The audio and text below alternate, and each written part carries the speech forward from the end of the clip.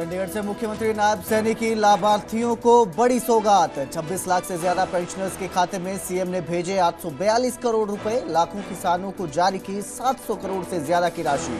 बोले 11 साल में 16,000 करोड़ से ज्यादा रुपए किसानों को दिए। हरियाणा में राज्यसभा चुनाव को लेकर हलचल तेज। बीजेपी ने गुजरात के डिप्टी सीएम हर्ष सांघवी को बनाया हरियाणा का ऑब्जर्वर। कांग्रेस विधायकों को दूसरे राज्यों में कर सकती है शिफ्ट। तीसरे उम्मीदवार के नामांकन से क्रॉस वोटिंग का खतरा बढ़ा। राज्यसभा चुनाव के बीच आज होगी हरियाणा कांग्रेस के विधायक दल की मीटिंग। शाम को चंडीगढ़ स्थित कांग्रेस कार्यालय में होगा मंथन। सभी विधायक बैठक में रहेंगे मौजूद। प्रदेश अध्यक्ष और प्रदेश प्रभारी भी रहेंगे शामिल। राज्यसभा चुनाव को लेकर भूपेंद्र सिंह हुड्डा की इनेलो को नसीहत। बोले वोटिंग से दूर रहे इनेलो, ना वो कांग्रेस के साथ है ना बीजेपी के। अगर बीजेपी को वोट दिया तो ये साबित होगा कि वो बीजेपी की। में फैक्ट्री ब्लास्ट मामले में मौत का आंकड़ा बढ़ा। अब तक 7 महिलाओं की हुई मौत, 15 लोग अभी भी घायल। विधानसभा में सीएम ने हादसे पर दुख जताया। होली के रंग बनाने वाली फैक्ट्री में हुआ था धमाका। प्रदेश भर में डॉक्टरों ने खत्म की हड़ताल। घरौंडा थाने के 6 पुलिसकर्मियों पर कार्रवाई के बाद काम पर लौटे डॉक्टर। होली के दिन करनाल में हुआ था पुलिस के साथ डॉक्टरों का विवाद। मामले में एसएचओ भी हो चुके हैं सस्पेंड। तो वहीं जींद में फैक्ट्री ब्लास्ट मामले में मौत का आंकड़ा बढ़ा है और इस ब्लास्ट में घायल एक और महिला की जान चली गई। अब तक 7 महिलाओं की मौत हो चुकी है और मौत में 15 लोग, इस हादसे के बाद 15 लोग अभी भी गंभीर रूप से घायल हैं। होली के रंग बनाने वाली फैक्ट्री में ये ब्लास्ट हुआ था। बीते कल ये ब्लास्ट हुआ था, जिसके बाद जो है इस फैक्ट्री में ब्लास्ट होने के बाद मौके पर ही जो है कई लोगों की मौत हो गई थी। एक महिला की मौत हो चुकी है। 7 महिलाओं की इस पूरे मामले में अब तक मौत हो चुकी है। वहीं 15 लोग अभी भी गंभीर रूप से जख्मी बताए जा रहे हैं, जिनका इलाज चल रहा है। जींद फैक्ट्री ब्लास्ट का ये पूरा मामला है, जहां मौतों का आंकड़ा बढ़ा है। एक और महिला जो घायल हुई थी इस हादसे में, ब्लास्ट के दौरान गंभीर रूप से जख्मी हुई थी ये महिला। अब उसकी भी अस्पताल में इलाज के दौरान मौत हो गई है और अभी तक कुल मिलाकर 7 महिलाओं की इस दर्दनाक हादसे में जान जा चुकी है। 15 लोग अभी भी गंभीर रूप से घायल हैं, जिनका इलाज चल रहा है।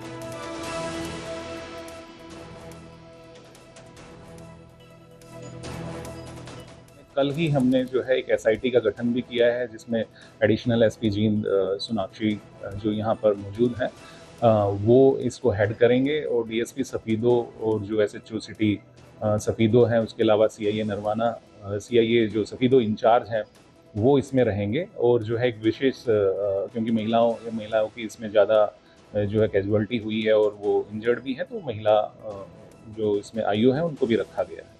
तो फ्यूचर के लिए क्या एहतियात है? 150 कोई ऐसा ऑपरेशन ध्यान से लाया जाएगा कोई इस तरह के? जी बिल्कुल, क्योंकि आमतौर पर आप लोग भी जानते हैं कि ऐसा देखने में आता है कि हर गली मोहल्ले की बात करें तो इस तरह के छोटे छोटे जो मैन्युफैक्चरिंग यूनिट कहिए या असेंबली यूनिट्स कहिए वो देखने को मिलती हैं। तो इसमें जो डीसी महोदय हैं जींद हैं, तो उन्होंने ये बताया है कि वो एक कैंपेन इसमें करवाएंगे, पुलिस को भी उसमें साथ लेंगे और लोगों से भी अपील हमारी भी और उनकी भी यही है कि उनको अगर कोई ऐसी जानकारी उनके संज्ञान में आती है तो उसको प्रशासन के जो भी अंग हैं जिनको भी वो बताना उचित समझे तो वहाँ बताएं, ताकि समय रहते इसमें कार्रवाई की जाए और ऐसी दुर्घटनाएं हम अपनी जो है हर कोशिश संभव करके जो है उनको टालें। मेरे सहयोगी विजेंद्र कुमार इस खबर पर ज्यादा जानकारी के साथ जुड़े हैं। जी विजेंद्र, सफीदों में ये ब्लास्ट हुआ था और अब मौतों का आंकड़ा जो है वो बढ़ रहा है। 17 लोग अभी भी घायल हैं, क्या अपडेट इसको लेकर? जी बिल्कुल, देखिए 7 तारीख को जींद जिले के सफीदो कस्बे में ये हादसा हुआ था और होली के रंग बनाने की ये जो फैक्ट्री है ये जो है इलीगल तरीके से भाट कॉलोनी के अंदर चलाई जा रही थी प्रशासन की नाक के नीचे, और किसी को इस बात का अंदेशा नहीं था कि इस तरह का कार्यक्रम, इस तरह का जो है यहाँ पर रंग जो यहाँ पर बनाए जाते हैं, अलग अलग तरीके के रंग, वहाँ पर गुलाल है और कई तरह का जो है होली से संबंधित जो भी सामान होता है वहाँ पर बनाया जाता था। और ये जींद एसपी ने प्रेस वार्ता के दौरान बताया है कि कोई शख्स फैक्ट्री के अंदर घुसा था, कोई मजदूर, और वो धूम्रपान कर रहा था और धूम्रपान के बाद जब बीड़ी उन्होंने गेट के ऊपर फेंकी तो वहीं से जो है वही धमाके की वजह बनी। धमाके के बाद देखते देखते जो है पूरी जो फैक्ट्री है बारूद की तरह ब्लास्ट में वो तब्दील हो गई और 4 महिलाओं की मौके पर मौत हो गई। बाकियों को 15-16 जो महिलाएं थी उसमें पुरुष भी थे, उनको अलग अलग जिलों के अस्पतालों में भर्ती कराया गया था। पानीपत ये ब्लास्ट हुआ किस चीज में है, किस चीज में ये ब्लास्ट हुआ था? फैक्ट्री के अंदर ऐसी क्या चीज थी जो ब्लास्ट कर गई, धमाका हुआ? देखिए, जो होली के रंग बनाते हैं या इससे संबंधित जो भी वो सामान बनाते हैं उसमें कुछ विस्फोटक पदार्थ शामिल होता है। और जो बताया ये जाता, आरोप ये है कि होली जो फैक्ट्री है उसको अंदर से ताला लगाकर जो मजदूर हैं 20-22 वहां पर अंदर काम कर रहे थे और अंदर जब काम कर रहे थे तो कोई शख्स वहां पर धूम्रपान कर रहा था और जब धूम्रपान करने के बाद बीड़ी को उन्होंने फेंका और जो चिंगारी जो है वो बारूद जो कहीं न कहीं मिला होता है इस तरह के सामान में, वो वही एक बड़ी वजह बनी हादसे की। और देखते ही देखते जो पूरी फैक्ट्री है एक जो धमाका हुआ, ब्लास्ट हुआ, वो पूरी तरह से वहां पर अफरा तफरी का माहौल हो गया। और चूंकि आरोप लगाया जा रहा है ताला लगा था तो आसपास के जो स्थानीय लोग हैं वो मदद के लिए आगे आए, उन्होंने दीवार तोड़ी, दीवार तोड़कर जो है बाकी लोगों को निकाला। अगर देरी होती तो बहुत और भी ज्यादा इसमें कैजुअलिटीज हो सकती थी, मौत हो सकती थी। हालांकि अभी जो है मौत का आंकड़ा बढ़ा है, 7 कुल महिलाओं की इसमें जान गई है, मौत हुई है और बाकियों का इलाज जारी है। फिलहाल एक जो फैक्ट्री मालिक है उसको गिरफ्तार किया जा चुका है, उसके खिलाफ एक्सप्लोसिव एक्ट भी लगाया गया है। इसके अलावा बॉन्डेड लेबर, क्योंकि इस तरह के आरोप हैं कि फैक्ट्री को अंदर से लॉक किया गया, तो बंधुआ मजदूरी के भी आरोप जो है इस तरह के सेक्शन लगाए गए हैं। एक्सप्लोसिव जो एक्ट है वो भी इस पर लगाया गया। कई अन्य जो गंभीर जो सख्त से सख्त जो सेक्शन है वो इनके ऊपर लगाए गए हैं। 3-4 इसमें अन्य और आरोपी हैं जिनकी गिरफ्तारी अभी बाकी है। फिलहाल एक को गिरफ्तार किया गया है, 7 की मौत हो चुकी है, बाकियों का इलाज अलग अलग जिलों में उनका जारी है। जी बिल्कुल, बहुत बहुत शुक्रिया इस तमाम जानकारी के लिए विजेंद्र। और जैसा मेरे सहयोगी ने बताया कि होली के जो रंग बनाने वाले केमिकल्स होते हैं वो आग पकड़ लेते हैं, कई वजह से आग पकड़ सकते हैं क्योंकि ये काफ़ी हाई रिएक्टिव केमिकल्स होते हैं। और इसी तरह की अभी तक जानकारी सामने आ पाई है कि किसी ने वहाँ पर धूम्रपान कर रहे थे और उसकी वजह से चिंगारी भड़की, धमाका हुआ। लेकिन बहुत गंभीर ये पूरा मामला है, जिस तरह से ताला लगाकर, फैक्ट्री में ताला लगाकर मजदूरों को अंदर रखा गया था काम करने के लिए, तो जब आग लगती है वो भाग भी नहीं पाए, अपनी जान बचाने की कोशिश भी नहीं कर पाए और इस हादसे का शिकार होते हैं। फिलहाल मौत का आंकड़ा ज़रूर बढ़ा है, लेकिन अभी भी जो लोग घायल हैं उनका इलाज चल रहा है। 7 मौतें अभी तक हो चुकी हैं, महिलाएं अपनी जान गंवा चुकी हैं।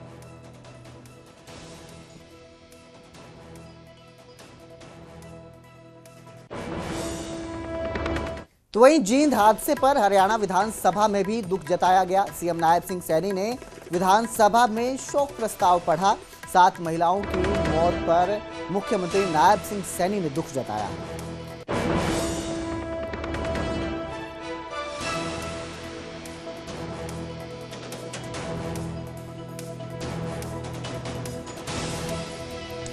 तो मुख्यमंत्री नायब सिंह सैनी ने जो है दुख जताया इस हादसे में, जो जींद में ये हादसा हुआ है, जींद के सफीदों में ब्लास्ट हुआ है। फैक्ट्री में होली का रंग बनाने वाली ये फैक्ट्री थी और 7 महिलाओं की अभी तक इस हादसे में जान जा चुकी है। 17 के करीब लोग घायल हैं, गंभीर है, जिनकी मौत को लेकर विधानसभा में मुख्यमंत्री ने शोक व्यक्त किया।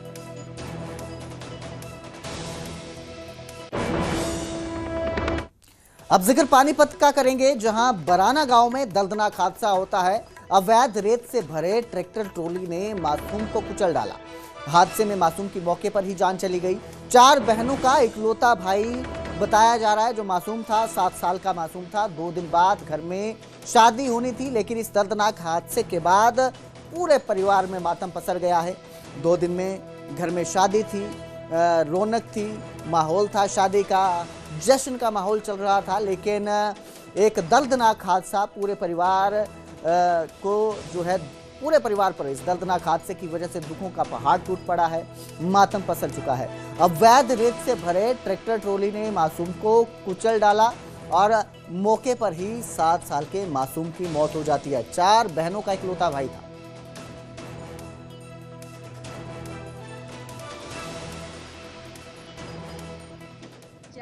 बहन है और एक बच्चा उस पर, उसकी मानत ने भी बेरा के हो रहा के ना बेचारी, वह तो कति ब्याह में भी चल रही थी वहाँ मेहमान आ रहे थे और आकर ना और उसने ट्रैक्टर वाले ना अगला पहिया चढ़ा दिया, दूसरा चढ़ा दिया और ट्रैक्टर वाला भाज गया और उसने जो भी नहीं देखा भी बच्चे का क्या होया क्या ना होया। जैसे ही हमें ये सूचना प्राप्त हुई कि यहाँ पे इस गांव के अंतर्गत जो है एक लगभग 6 साल का एक बच्चा जो गली में अपना खेल रहा था, तो उसके ऊपर ये अवैध माइनिंग का जो ये ट्रैक्टर ओवरलोड पे आ रहा था, जो उसने बिना ब्रेक मारे जो है सीधा ही उसके ऊपर जो है तेज़ गति से अपना उसके ऊपर ट्रैक्टर चढ़ा दिया, जिसके कारण से वो बच्चे की जो है मौके पे ही मृत्यु हो गई।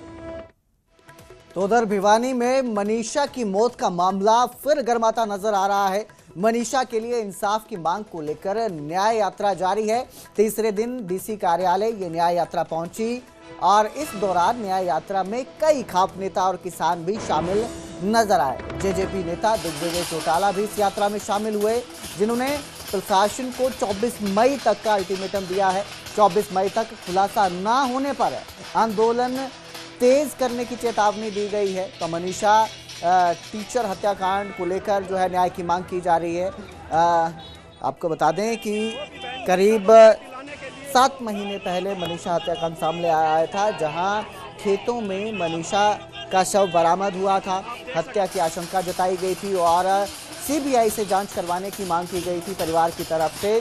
और 7 महीने बाद भी, करीब 7 महीने बाद भी भिवानी में मनीषा की मौत का मामला एक बार फिर गर्माता नजर आ रहा है और न्याय की मांग की जा रही है, इंसाफ की मांग की जा रही है और इसी को लेकर न्याय यात्रा जारी है। तीसरे दिन डीसी कार्यालय ये यात्रा पहुंची है और इस दौरान जो जेजेपी के नेता दिग्विजय चौटाला हैं वो भी इस यात्रा में शामिल हुए।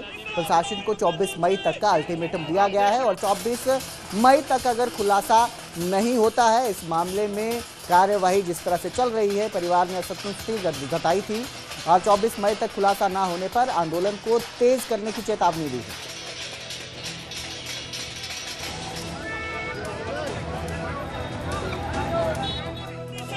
वो भी बहन मनीषा को न्याय दिलाने के लिए तो जींद में बिजली कर्मचारियों का धरना प्रदर्शन देखने को मिला, जहां उन्होंने एक्ससीएन पर कर्मचारियों ने आरोप लगाए हैं, प्रताड़ना के ये आरोप हैं। एक्ससीएन पर सैलरी रिलीज ना करने के भी आरोप हैं। कर्मचारियों की हड़ताल से बिजली आपूर्ति पर असर पड़ सकता है। जिस तरह से हड़ताल की जा रही है, कर्मचारियों की तरफ से गंभीर आरोप लगाए गए हैं, प्रताड़ना के आरोप हैं और एक्ससीएन पर ये आरोप लगाए गए हैं। सैलरी रिलीज ना करने के भी इल्जाम है, जिसके चलते कर्मचारियों में रोष देखने को मिल रहा है और कर्मचारियों ने हड़ताल की है। इसका असर बिजली आपूर्ति पर भी पड़ता नजर आ रहा है और आगे भी इसका असर पड़ता नजर आएगा।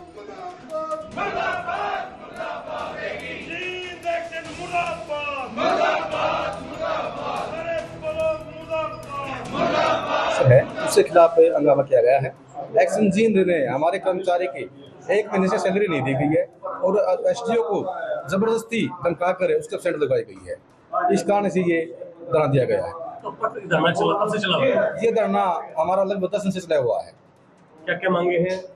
हमारी मुख्य मांग तो हमारी कर्मचारी की सैलरी दिलाना है, जो प्रेजेंट होते हुए भी उससे एब्सेंट लगाई गई है। प्रदेश में राज्यसभा चुनावों के लिए हलचल तेज हो चुकी है और अब बीजेपी के ऑब्जर्वर भी नियुक्त कर लिए गए हैं। यहाँ पर बीजेपी ने गुजरात से डिप्टी सीएम जो है गुजरात के, उनको ऑब्जर्वर लगाया है। गुजरात के डिप्टी सीएम हर्ष सांघवी बीजेपी के ऑब्जर्वर लगाए गए हैं। तो राज्यसभा चुनाव होना है, 2 सीटों पर राज्यसभा चुनाव हो रहा है। 16 तारीख को चुनाव होगा। आज नामांकन का आखिरी दिन है वापस लेने का और इस तरह से देखा जा रहा है कि 1 सीट का दावा कर रही थी बीजेपी, वहीं 1 सीट का दावा कांग्रेस की तरफ से किया जा रहा था। लेकिन जब तीसरा उम्मीदवार, निर्दलीय उम्मीदवार मैदान में उतरा है, उसके बाद जो है हलचल काफ़ी ज़्यादा इस चुनावों को लेकर, इन चुनावों को लेकर देखने को मिल रही है और अब बीजेपी की तरफ से ऑब्जर्वर भी नियुक्त कर लिए गए हैं। बीजेपी ने गुजरात के डिप्टी सीएम को ऑब्जर्वर लगाया है। सीएम हर्ष सांघवी को बीजेपी का ऑब्जर्वर बनाया गया है।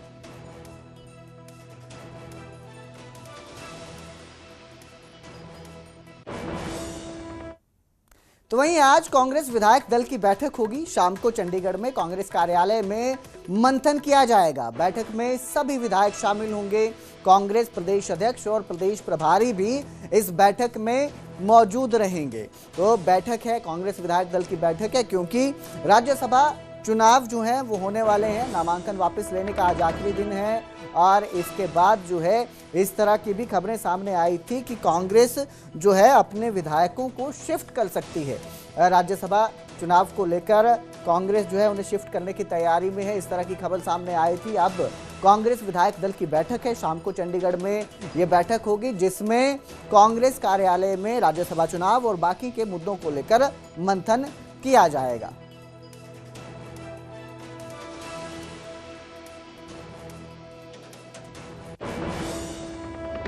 हरियाणा विधानसभा की कार्यवाही जारी है। 10वें दिन विधायकों ने सदन में कई मुद्दे उठाए हैं। चलिए आपको सीधा वहां लेकर चलते हैं। इसमें दिशा निर्देश दी जाए और साथ ही साथ में डिस्ट्रिक्ट प्लान का पैसा जो आता है उसमें रिपोर्ट्स आ रही हैं कि 40% या 50% पैसा भी वो खर्च नहीं होता है, उस पर भी पूरी तरह से संज्ञान और ध्यान दिया जाए। जो ग्रांट है उसका प्रॉपर यूटिलाइजेशन होना चाहिए। और साथ में जो आज उपाध्यक्ष महोदय, मैं ये सभी ज्ञापन टेबल भी करूंगी और मैं इसमें चाहती हूँ कि किस प्रकार से हमारे जिला पार्षदों को या दूसरे लोगों को प्रताड़ित किया जा रहा है जो कि सुसाइड होने पर मजबूर हो रहे हैं। आपका धन्यवाद। मेरी बहन जी ने मेरे विभाग से तालाबों के बारे में चिंता व्यक्त की है। विधानसभा में इनका बहुत हेल्दी सवाल आया था, मैंने रिप्लाई दिया था और बहन जी से मैंने अलग से सारे पेपर ले लिए हैं। और सुनो बहन जी, मैंने आपको हाउस से बाहर भी कहा था, अब इंश्योर कर रहा हूँ, मैंने सेशन के बाद तुरंत अधिकारियों को मीटिंग बुला करके आपका समाधान करा जाएगा। मंत्री जी ने हाँ भर दी तो हो जाएगा। मंत्री जी ने हाँ। चौधरी मामन खान जी। स्पीकर सर, मेरी अध्यक्ष महोदय, सबसे जो मेरी मुख्य मांग है वो मेवात में चल रहे बूचड़खानों की है। मैंने पहले भी क्वेश्चन उठाए जिनसे तरह तरह की बीमारियां लोगों में फैल रही हैं, यहां तक कि बच्चों के रिश्ते तक नहीं होते, जो आसपास के गांव इतनी बदबू होती है आप बैठ नहीं सकते। जब इतने ही अच्छे ये इंडस्ट्री थी तो माननीय मुख्यमंत्री जो हमारे उत्तर प्रदेश के, उन्होंने यहाँ उनको सभी को निकाला और भाजपा सरकार ने एक विशेष समुदाय में इनको यहाँ लगाने का काम किया, जो और इनको सबको जो लाइसेंस दिए बूचड़खानों को विशेष समुदाय मुसलमानों में दिए। और कहाँ है सर? और क्या सर? सबसे ज्यादा टाइम को क्यों वेस्ट करो सर प्लीज। तो सर यदि इतने ही फायदेमंद होते तो शायद उत्तर प्रदेश के मुख्यमंत्री को यहाँ नहीं भेजते।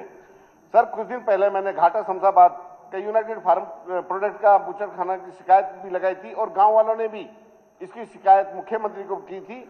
और उसमें गांव वालों ने लिखा था कि खेतों में इनका ब्लड का जो है सरसों का खेतों में भरा हुआ है और उसकी वीडियो और जियो टैग क्लिप भी उपलब्ध कराई थी मंत्री जी को, जबकि मंत्री जी ने सभी बातों को सर से नकार दिया। इससे पहले यूनाइटेड प्रोडक्ट जो फार्म है जी इसके बीओडी, सीओडी, टीएसएस सभी सैंपल तीनों फेल हो गए। यही हालात मांडीखेड़ा के बूचड़खानों का है सर। उसके पश्चात माननीय मुख्यमंत्री से मैं 6 गांवों के सरपंचों की शिकायतों को लेकर मिला तो माननीय मुख्यमंत्री जी ने कहा, आश्वासन दिया कि मैं इन पर जरूर कार्रवाई करूंगा।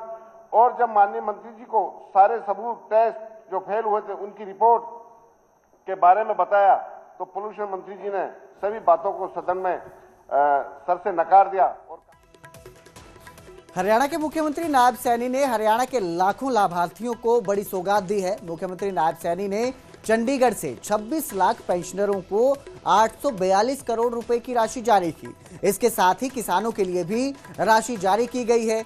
सीएम ने कुल 1884 करोड़ रुपए की राशि लाभार्थियों के खाते में डाली है।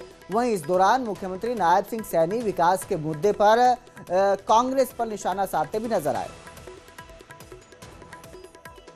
और आज हम सब देख भी रहे हैं, हमने प्रधानमंत्री फसल बीमा योजना के तहत जो खरीफ की फसल के लिए किसानों की बीमा क्लेम वो भी वितरित किए गए हैं, क्योंकि हमने पिछले दिनों भी किए थे और उसमें हम कुछ वेरीफाई कर रहे थे, कुछ शेष रह गए थे, वो वेरीफाई पूरे हो गए हैं। और आज ये लगभग 1,67,460 किसानों के बैंक खाते में 711 करोड़ 69 लाख रुपए की राशि ये भेजी गई है, वितरित की गई है। हमारी सरकार का ध्येय है मित्रों, मैं आपको ये बताना चाहूंगा कि जो भी पात्र व्यक्ति है वो छूटे ना, उस तक सरकार का लाभ पहुंचे। परंतु उसके साथ साथ हम वेरीफाई भी करते हैं कि कोई अपात्र ऐसा व्यक्ति वो जिसको कोई नुकसान भी नहीं हुआ है, उस तक ये जिन लोगों का नुकसान हुआ है उन तक पहुंचाने का हमारा ध्येय है और उन तक हम पहुंचा रहे हैं।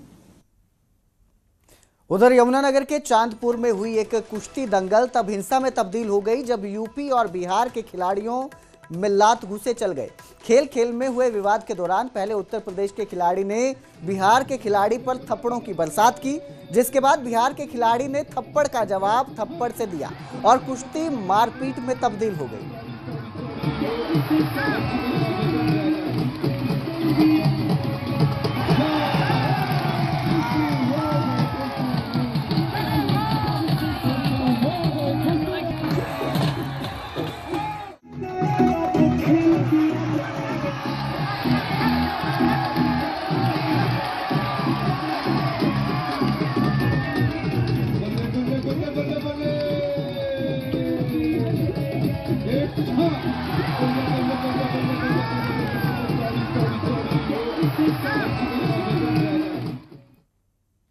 हरियाणा प्राइम में फिलहाल इतना ही। बाकी की खबरों के लिए देखते रहिए न्यूज़ 18 पंजाब हरियाणा।